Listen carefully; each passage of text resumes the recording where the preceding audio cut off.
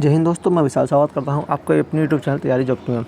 दोस्तों, जैसे आपको पता है कि हमने हिंदी की एक सीरीज़ चला रही थी जिसमें मैं आपको पर डे 40 क्वेश्चन कराता हूं और ये सेट आपको रोज़ शाम 5 बजे देखने को मिलता है। तो उसी क्रम को हम आगे बढ़ते हुए हम लेकर आया हूँ आज आपके लिए हिंदी का प्रैक्टिस सेट नंबर 12, जिसमें आपको पूरे 40 क्वेश्चन देखने को मिलेंगे। ठीक है, और जो आपकी संभवतः डेट जो यूपी कांस्टेबल की है वो जुलाई से अगस्त के बीच में होने वाली, तो उसी को हम टारगेट कर रहे हैं और उसी टारगेट को आगे बढ़ते हुए आज प्रैक्टिस नंबर 12 है। 12 का पहला क्वेश्चन हमारे सामने दिए हुए में से कौन सा विकल्प घड़ियाँ गिनना का अर्थ दर्शाता है। आपको बताना है घड़ियाँ गिनने का सही अर्थ क्या है। ऑप्शन है हमारे आज का प्रैक्टिस नंबर, बता दूँ आपको, प्रैक्टिस नंबर है 12। ठीक है, 12 का पहला क्वेश्चन है घड़ियाँ गिनना का सही अर्थ बताना आपको क्या है। ऑप्शन है हमारे मृत्यु का समय दूर होना, ऑप्शन बी बहुत बेचैनी से इंतजार करना, ऑप्शन सी अधिक बीमार होना, ऑप्शन डी बहुत कमज़ोर होना।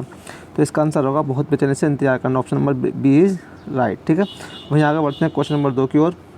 दोस्तों, आप लोगों से कहना चाहूँगा, आप लोगों को मैं होमवर्क देता हूँ एक, आप होमवर्क में उसका आंसर देते ही आपके गलत आता है।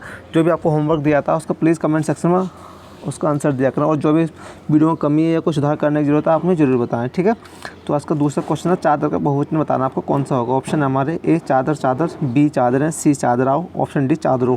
तो इसका आंसर होगा option number B is right, चादरें। चादर का बहुवचन क्या होगा, चादरें। ठीक है, क्वेश्चन नंबर 3 है हमारा। क्वेश्चन नंबर 3 पूछ रहा है हमसे पराजय एवं माला का एक समानार्थी शब्द क्या है। आपको बताना है पराजय और माला का समानार्थी शब्द क्या है। ऑप्शन है हमारे ए जय, बी जीत, सी हार, डी गला। तो पराजय और माला का एक अर्थ है option number C is right, हार।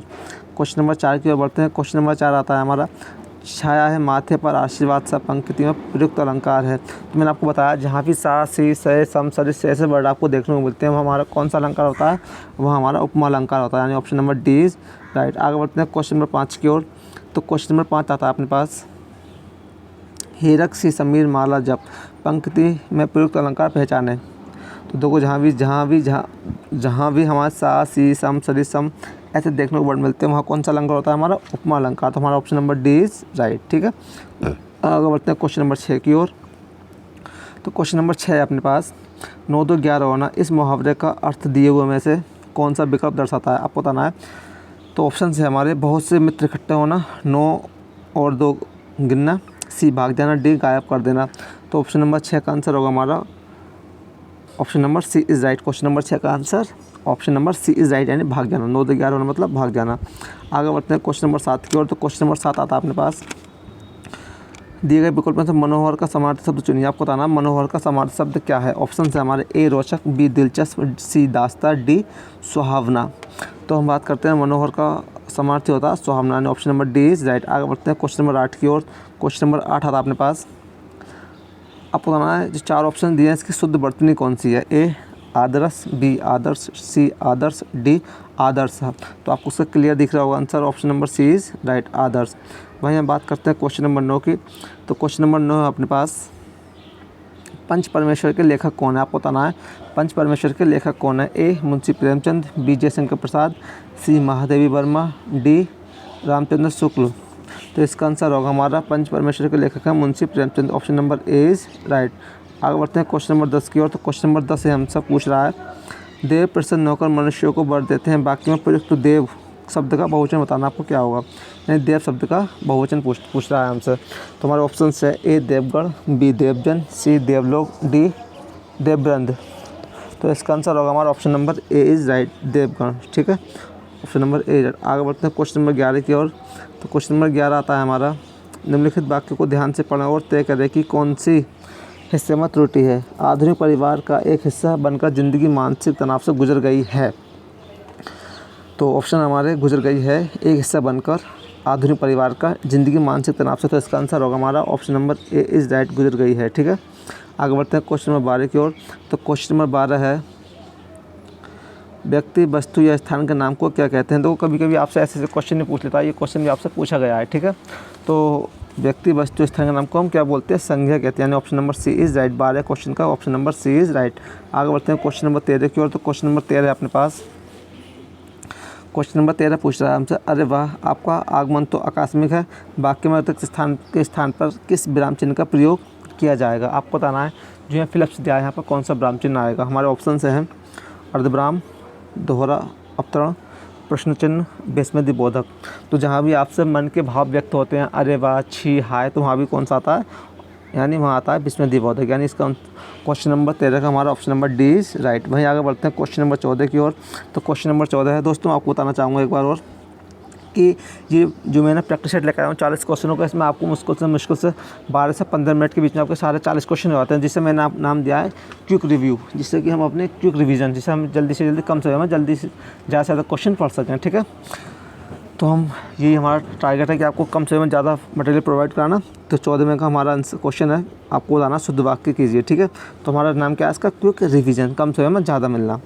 तो शुद्ध वाक्य हमारा बताना आपको, आकाशवाणी से यह समाचार बताया गया, बी आकाशवाणी से यह समाचार सुनाया गया, सी आकाशवाणी से यह समाचार प्रसारित किया गया, ऑप्शन डी आकाशवाणी से यह समाचार कहा गया है। तो ऑप्शन नंबर 14 का यानी question number C is right, Akashvani से यह समाचार प्रसारित किया गया है। ठीक है, आगे बढ़ते हैं क्वेश्चन नंबर 15 की ओर। क्वेश्चन नंबर 15 आता है अपने पास, मखाना का समानार्थी शब्द दिए गए विकल्पों में से कौन सा है। ठीक है, मखाना का समानार्थी शब्द बताना आपको, ए तालम खाना, बी सरगर्मी, सी मिश्रानी, डी गुसल खाना। तो इसका आंसर होगा option number A is right, तालम खाना। आगे बढ़ते हैं क्वेश्चन नंबर 16 की ओर। तो क्वेश्चन नंबर 16 है अपने पास, क्वेश्चन नंबर 16, छिछला शब्द का विलोम बताना आपको कौन सा है। हमारे ऑप्शन हैं उजाड़ना, बी गहरा, सी तृप्ति, डी पीठ। तो इसका आंसर होगा हमारा छिछला का विलोम होता है गहरा, यानी option number B is right. आगे बढ़ते हैं क्वेश्चन नंबर 17 की ओर।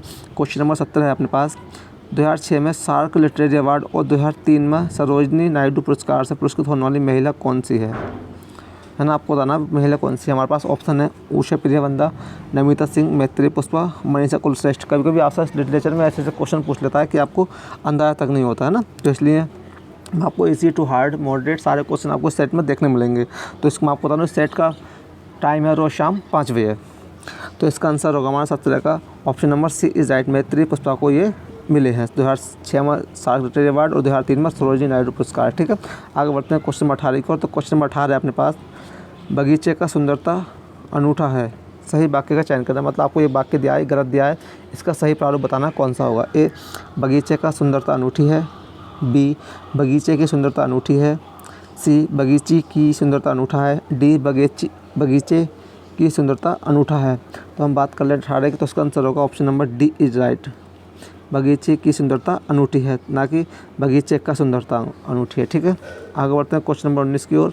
तो क्वेश्चन नंबर 19 पूछ रहा है हमसे, खालिस्तान बनना आपको, धन के डैश में आज भी कुछ लोग डैश बन जाते हैं। ऑप्शन से हमारे लालच जयचंद, बी बंधु मर्द, सी राष्ट्रीय वीरता, डी भ्रष्टाचार हरिश्चंद्र। तो इसका आंसर होगा हमारा, धन के लालच में आज भी कुछ लोग जयचंद्र बन जाते हैं। Option number A is right. Question number 20 की ओर बढ़ते हैं। तो क्वेश्चन नंबर 20 है हमारे पास, सतर्कता शब्द का समानार्थी शब्द दिए गए विकल्पों में से कौन सा है। आपको बताना सतर्कता का समानार्थी शब्द कौन सा है। ए उचित, बी समझदारी, सी मुस्तैदी, डी सार्थकता। तो इसका आंसर होगा 20 में का हमारा question option number A is right, उचित। ठीक है, वहीं हम बात करते हैं क्वेश्चन नंबर 21 की ओर। तो क्वेश्चन नंबर 21 दिया है हमें, पुरानी हिंदी, उर्दू और अंग्रेजी के मिश्रण से उत्पन्न नई जबान कौन सी है। ऑप्शन से हमारे साहित्य भाषा, हिंदुस्तानी भाषा, मानक भाषा, डी पश्चिमी भाषा। तो इसका आंसर होगा option number B is right, पुरानी हिंदी, उर्दू और अंग्रेजी के मिश्रण से उत्पन्न नई जबान है हमारी हिंदुस्तानी भाषा, यानी option number B is right. Question number 22 की ओर। क्वेश्चन नंबर 22 आता है अपने पास। क्वेश्चन नंबर 22 पूछ रहा है हमसे, हल्दी घाटी का रचनाकार कौन है। आपको बताना हल्दी घाटी एक पुस्तक है, इसके लेखक कौन है। ऑप्शन से हमारे Hariaudh, B Sohanlal Dwivedi, C Rana Pratap, D Shyam Narayan Pandey. तो इसका आंसर होगा हमारा option number D is right, Shyam Narayan Pandey. ठीक है, वहीं बात करते हैं क्वेश्चन नंबर 23 की ओर। तो क्वेश्चन नंबर 23 दिया है हमें, ज़मीन आसमान एक करना मुहावरे का अर्थ क्या है। ऑप्शन हमारे ए घोर प्रयत्न करना, बी मतलब निकालना, सी व्यर्थ का कार्य करना, डी पूरी तरह से नक्शा करना। तो हमारा आंसर होगा ज़मीन आसमान एक करना मतलब घोर प्रयत्न करना, option number A is right. वहीं आगे बात करते हैं क्वेश्चन नंबर 24 की ओर। क्वेश्चन नंबर 24 दिया है हमें, पीपर पात्र सरिस मंडोला, इस पंक्ति में मन क्या है। आपको बताना है इस पंक्ति में मन क्या है। ए वाचक, बी उपमेय, सी सारधर्म, डी उपमान। तो हम वही बात कर लेते हैं क्वेश्चन नंबर 24 का। तो इसका आंसर होगा option number B is right, उपमेय। ठीक है, बात करते हैं क्वेश्चन नंबर 25 की ओर। तो क्वेश्चन नंबर 25 दिया है हमें, जो शब्द क्रिया की विशेषता बता उसे डैश कहते हैं। ए क्रिया विशेषण, बी प्रतिक्रिया, सी क्रियाभेद, डी क्रिया रूप। जो शब्द क्रिया की विशेषता बताते हैं हम उसे बोलते हैं क्रिया विशेषण, यानी option number A is right. Question number 26 को और बढ़ते हैं। तो क्वेश्चन नंबर 26 आता है अपने पास, डैश से संज्ञा या सर्वनाम शब्द की विशेषता प्रकट होती है। मतलब आपको बताना है जो शब्द संज्ञा या सर्वनाम की विशेषता बताते हैं उसे हम क्या कहते हैं। ए संज्ञा, बी विशेषता, सी विशेष्य, डी विशेषण। तो अब वो बोलते हैं हमारा विशेषण, यानी option number D is right. अब आगे बढ़ते हैं क्वेश्चन नंबर 27 की ओर। तो क्वेश्चन नंबर 27 दिया है, काठ का उल्लू का अर्थ क्या है। आपको बताना है काठ का उल्लू का अर्थ क्या है। ए निर्जीव, बी अधिक सरल, सी मूर्ख, डी अडिग। तो काठ का उल्लू का अर्थ है option number C is right, यानी मूर्ख। ठीक है, बात करते हैं क्वेश्चन नंबर 28 की ओर।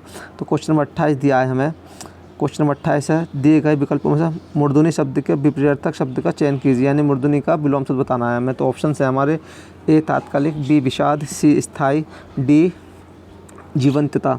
तो इसका आंसर होगा मूर्धनी का विलोम होता है जीवंतता, यानी option number D is right. आगे बढ़ते हैं क्वेश्चन नंबर 29 की ओर।